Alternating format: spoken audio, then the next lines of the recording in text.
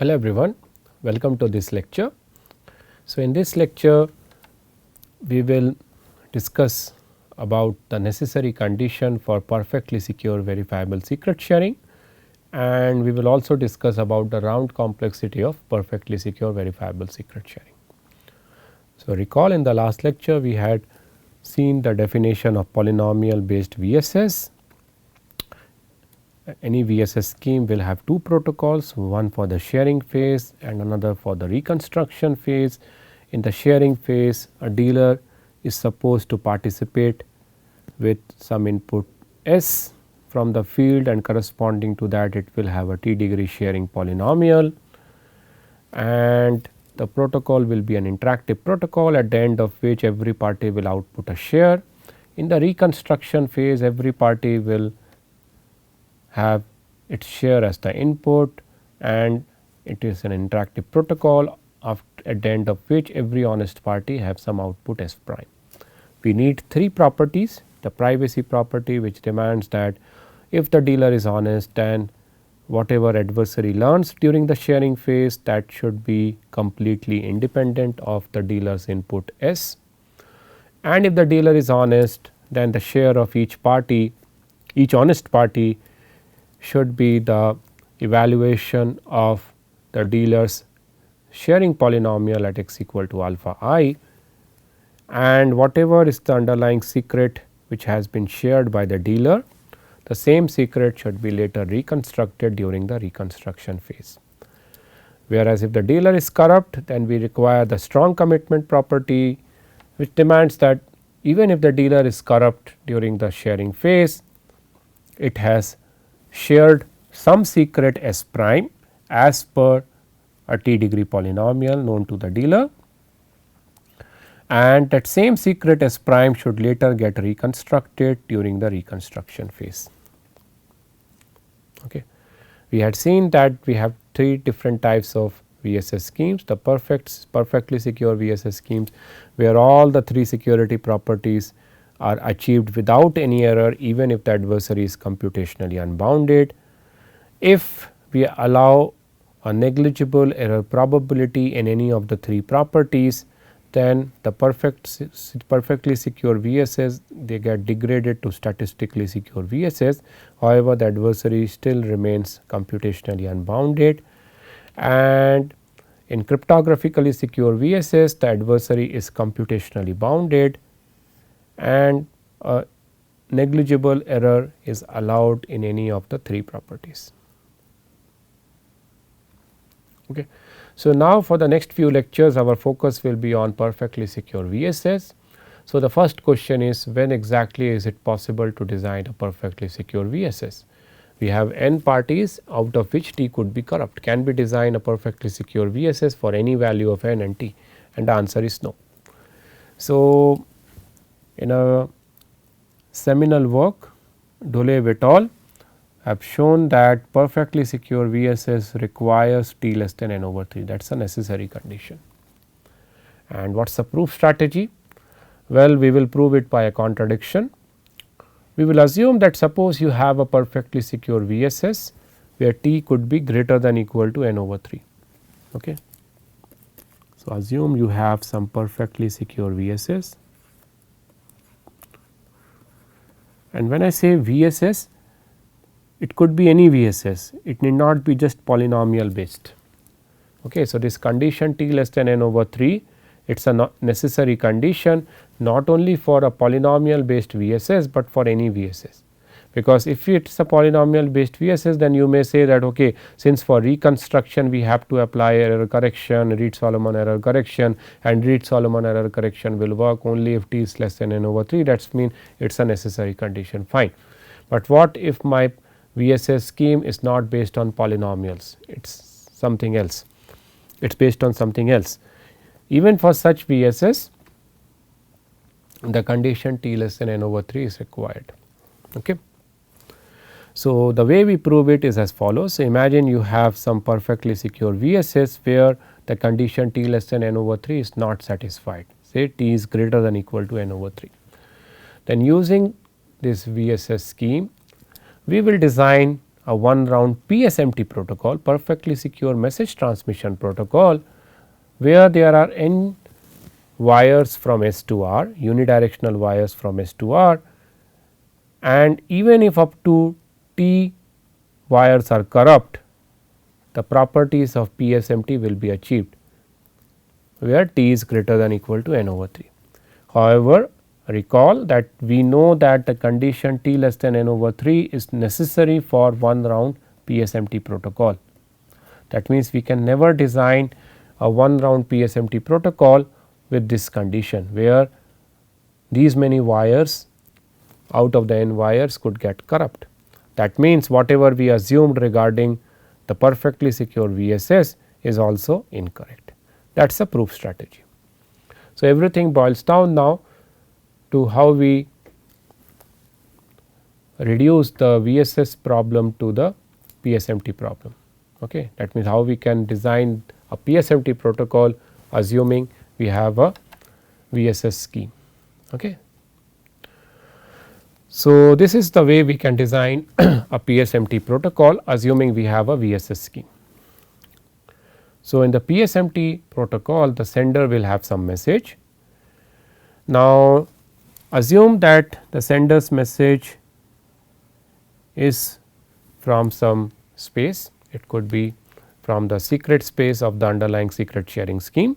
So, to send its message M in a secure way to the receiver, what sender can do is the following. It will take the protocol code of sharing phase protocol of the VSS scheme. Now, the sender will play the role of dealer. So, it plays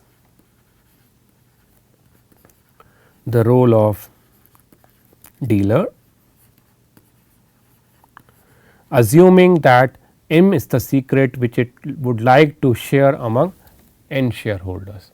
So, there are no shareholders. So, he is the sender is playing mentally in his mind that okay, assume that I am the dealer with M being the secret which I want to share, and these are the n shareholders. So, it is playing or it is simulating the role of those n shareholders in its mind.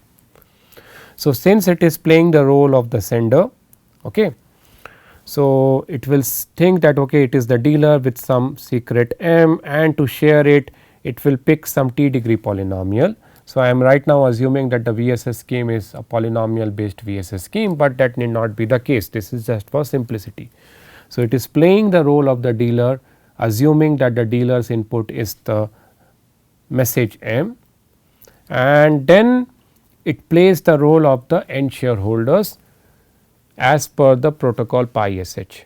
That means, whatever the messages those n shareholders would have exchanged among themselves during the execution of a protocol pi sh, where the senders or the dealer's input would have been M, that role is played by the sender here. And once the interaction, the simulated interaction among the virtual shareholders is over, right, the sender will have the output of each shareholder from the protocol pi sh. Okay. So, that vector of outputs I am denoting by S1, S2, Si, Sn. So, basically what sender has done, it has basically simulated, it has run an instance of pi sh playing the role of the n shareholders, assuming they are virtual, and sender played the role of the dealer with input M, and it basically computed the n shares which it would have distributed during the protocol pi sh. Now, those shares it communicate to the receiver in the PSMT protocol, and how those shares are communicated. The first share is communicated over the first wire, the second share is communicated over the second wire, the ith share is communicated over the ith wire, and the nth share is communicated over the nth wire. Now, let us see what happens if adversary controls T out of these n wires. If adversary controls any T out of these n wires in the PSMT scheme, what exactly the adversary will learn? If adversary controls T wires, then its view will be the same as that of as that of T shareholders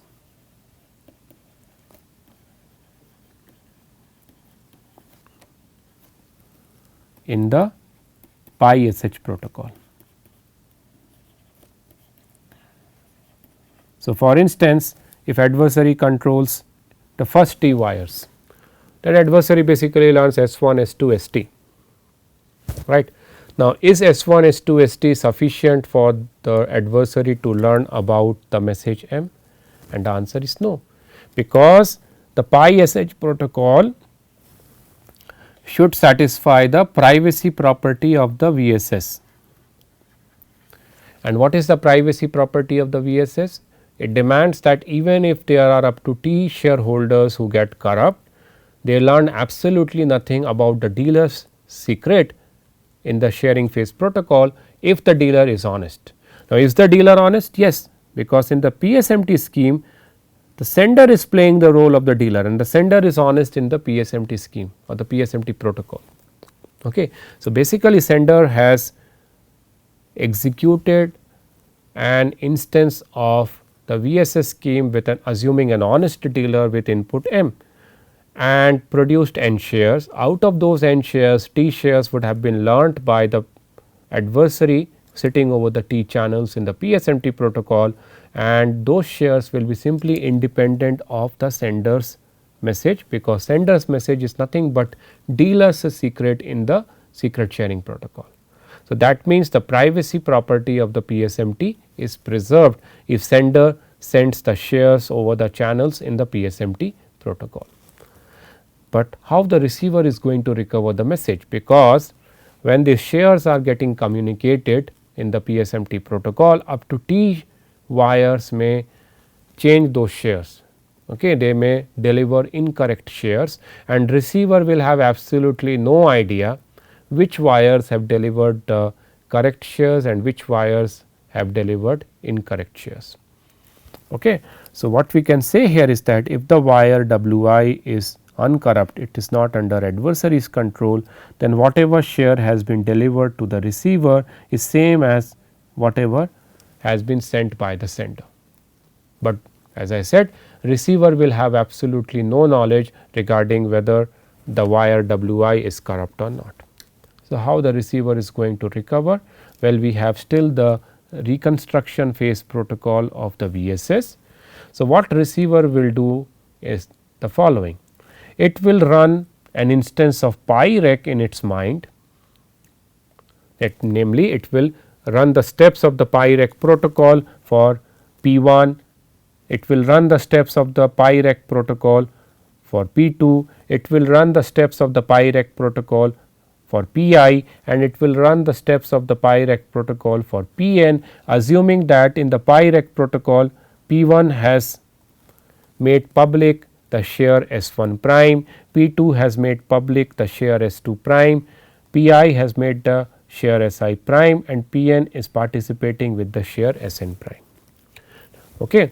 So, now what basically receiver is doing is receiver is treating each wire as a party, as a virtual party, as per the reconstruction protocol of the secret sharing scheme, and whatever share has been received by the receiver over that wire, receiver is assuming that corresponding to that wire, whatever party has been assigned the role, that party is participating in an instance of the rec protocol with that share. So, how many parties in this instance of rec protocol are corrupt? Up to T, and n minus T are honest. Now, what is the property of the pi rec protocol? The pi rec protocol should guarantee that if the dealer during the sharing phase was honest, then whatever secret has been shared during the sharing phase protocol, the same secret should get reconstructed even if up to t parties are corrupt during the reconstruction phase. Now, is the dealer honest during the execution of the sharing phase? Yes, because who played the role of the dealer? It is the sender of the PSMT protocol who played the role of the dealer, and he played the role of the dealer honestly by indeed picking a random t degree polynomial with its message being the constant term. That means, even if up to t shares among this vector of received n shares are corrupt, once the receiver runs the pi-rec protocol, it should be the sender's secret which should get reconstructed, namely its message m should get reconstructed. So, what we can say is that the correctness property of VSS scheme implies the reliability property of PSMT. So, recall that for PSMT we need two security properties, privacy and reliability. Privacy means that even if up to t channels are corrupt, the adversary's view over those t channels should be independent of the sender's message, that we have already argued, namely the privacy of VSS implies privacy of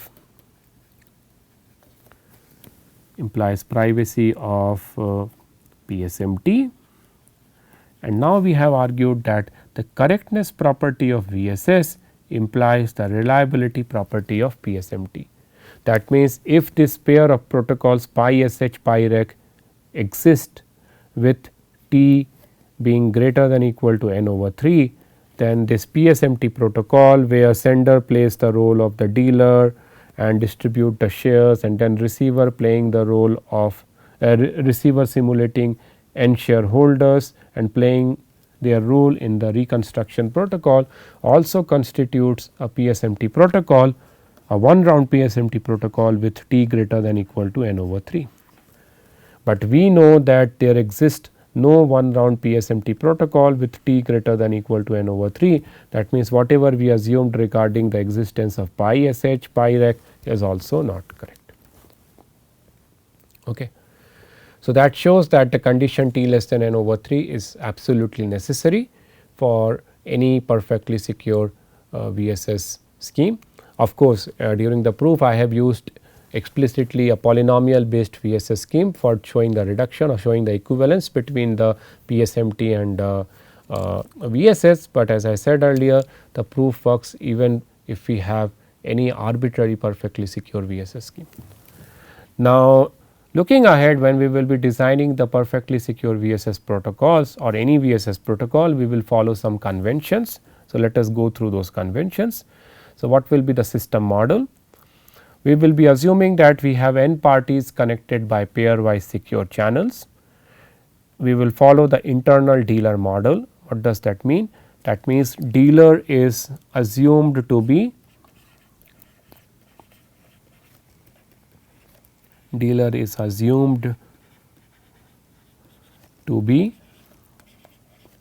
one of the n parties, and it will be known who is playing the role of the dealer. There is something called external dealer model, where dealer could be some external party outside these n parties, and when I say that t parties could get corrupt, then in the internal dealer model it could be any t parties including the dealer, but in the external dealer model it will be t parties outside t parties excluding the dealer plus potentially including the dealer, right.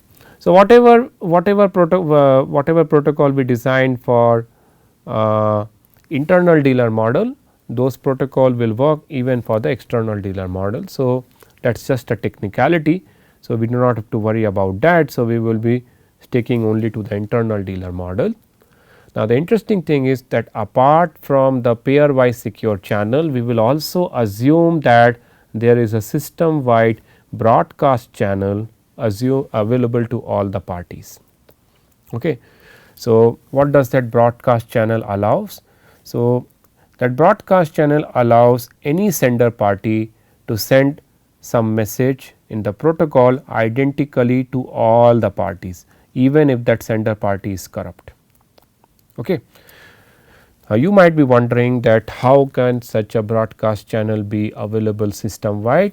Well, this is just a simplified abstraction while presenting the protocols or while designing the protocols, because such a broadcast channel can be emulated by running a reliable broadcast protocol where all the messages are exchanged only over the pairwise secure channels, provided we are working with the condition t less than n over 3, and this condition t less than n over 3 will be maintained whenever we will be designing any perfectly secure VSS protocol.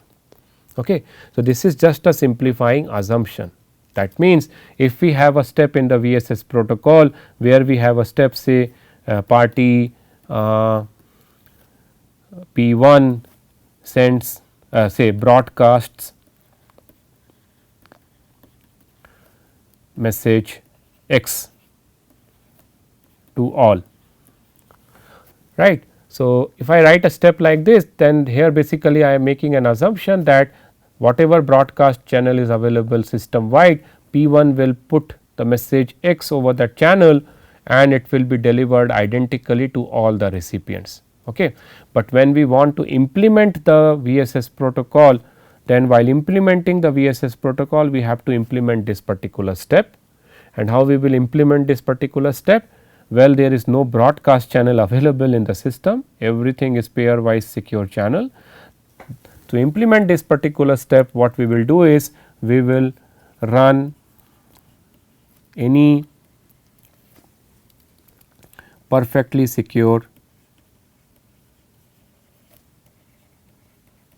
broadcast, reliable broadcast protocol, say the king face protocol, where P1 will be the sender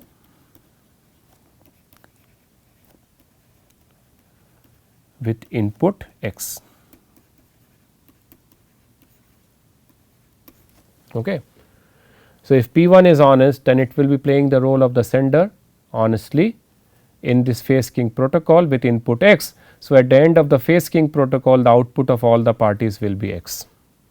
Of course, if the sender is corrupt, that means if P1 is corrupt, then the output of the phase king instance could be any message, but it will be common for all the parties. That is equivalent to saying that in the VSS protocol in this step, whatever P1 has broadcasted, that is a junk value.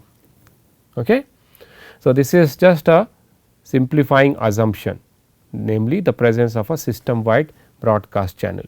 When we design statistically secure VSS and cryptographically secure VSS schemes, there also we will make the assumption that a system wide broadcast channel is available, and there in those protocols to emulate the broadcast channel broadcast oracle, we will have to run a statistically secure reliable broadcast protocol or a cryptographically secure reliable broadcast protocol, depending upon whether the underlying VSS scheme is statistically secure or cryptographically secure. Okay. So, that is the first convention. The second convention is regarding the protocol execution. So, we will be mostly designing VSS schemes in the synchronous communication model.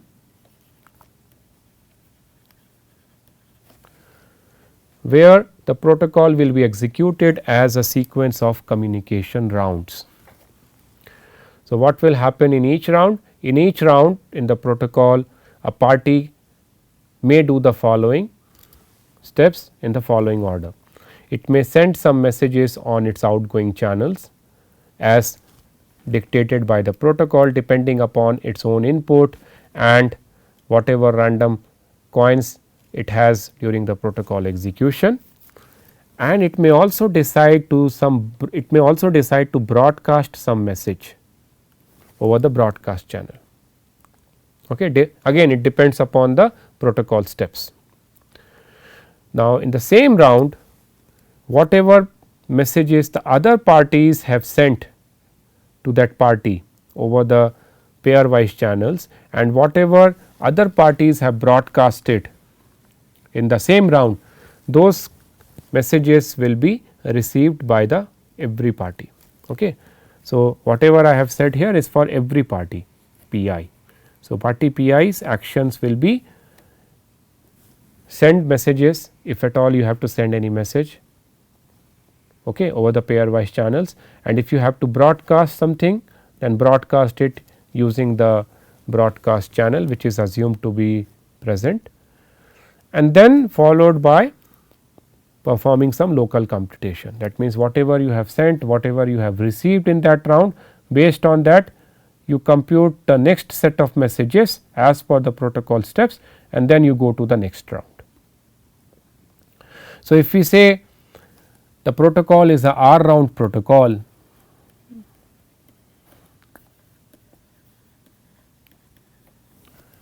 then the sequence of send, receive and compute will be performed R times.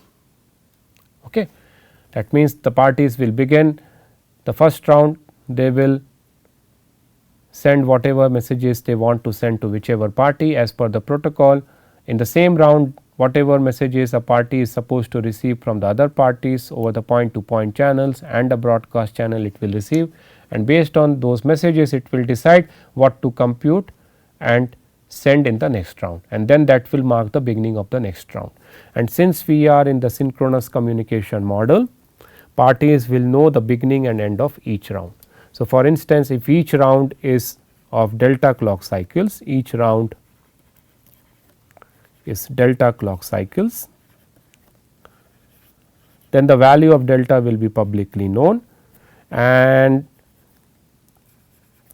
the time lapse between two consecutive rounds will be delta clock cycles. These clock cycles could be seconds, could be minutes, could be hours, could be days, could be weeks, depending upon the latency of your underlying communication network. Okay. That means, since the parties knows the beginning and end of each round, and if in the protocol pi is expected to receive a message from pj, say either over the broadcast channel or over the point to point channel in some round r or in some round I, in some round k, and say pj is corrupt, it decides not to send the message and the round is over, then pi will definitely know that pj is corrupt. Okay. So, what it can do is, on the behalf of pj it can substitute some default message. So, for instance, if pj was supposed to send a message m from some message space in that round and he has not sent a message because he was corrupt, then what pi can do is it can substitute a default value from this message space MSG on the behalf of pj and proceed to the next round. That means, we will not add extra steps where we will say if pj has not sent, then do this, do this. Whenever something is supposed to be received by a party within a round and that value does not arrive from that some specified space message space, then you assume that then that definitely means that the sender party was corrupt. So, you assume that that sender party wanted to send some default message to you in that round and go to the next round. Okay.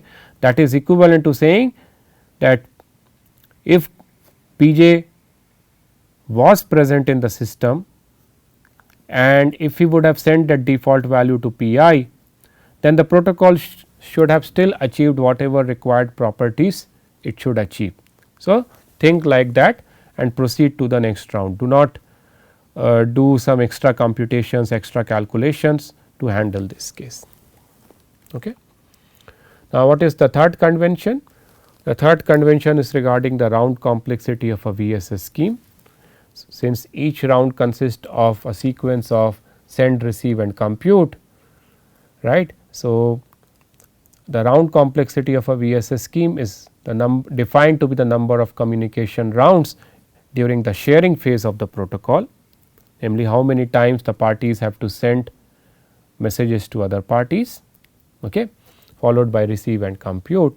This is because typically in most of the VSS schemes the reconstruction phase usually requires a fixed number of rounds.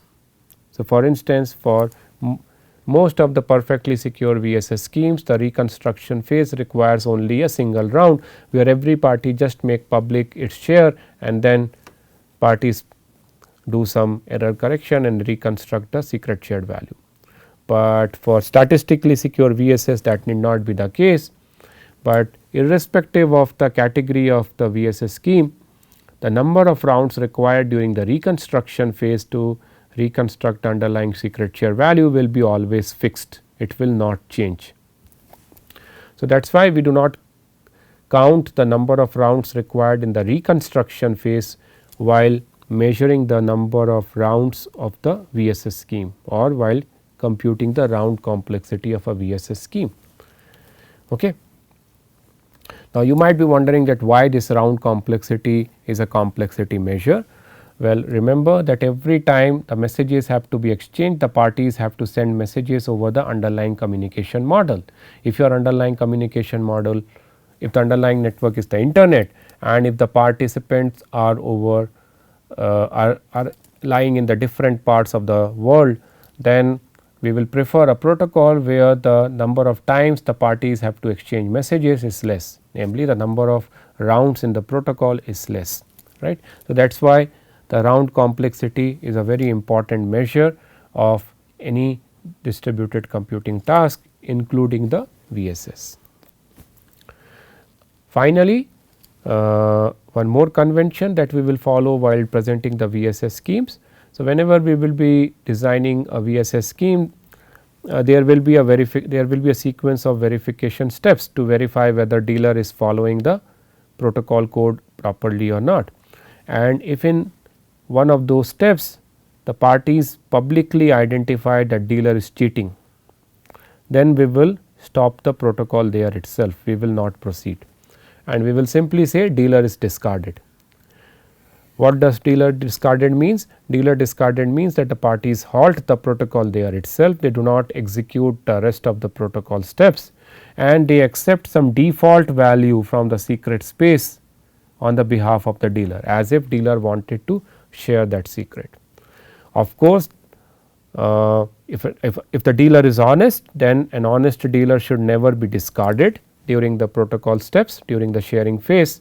So, if at all dealer is discarded during the execution of the VSS scheme, it has to be only when dealer is corrupt, potentially corrupt, and if a potentially corrupt dealer is discarded, we will end the sharing phase assuming that the dealer wanted to share some default value. The default value could be say 0 if the underlying sharing space is the field.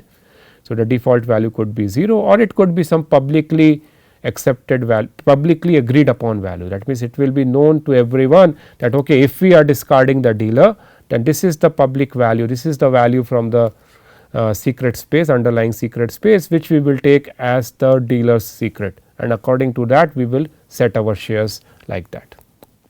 Okay. So, these are some of the conventions which we follow while writing the protocol code for VSS schemes. Now, the last thing that I want to discuss in this lecture is regarding the interplay of round complexity and fault tolerance for perfect VSS. So, recall that we have defined the round complexity to be the number of rounds in the sharing phase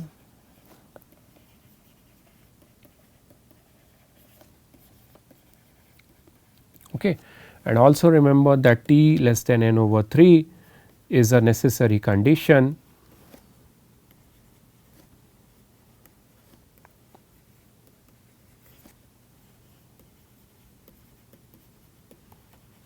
for any perfectly secure VSS.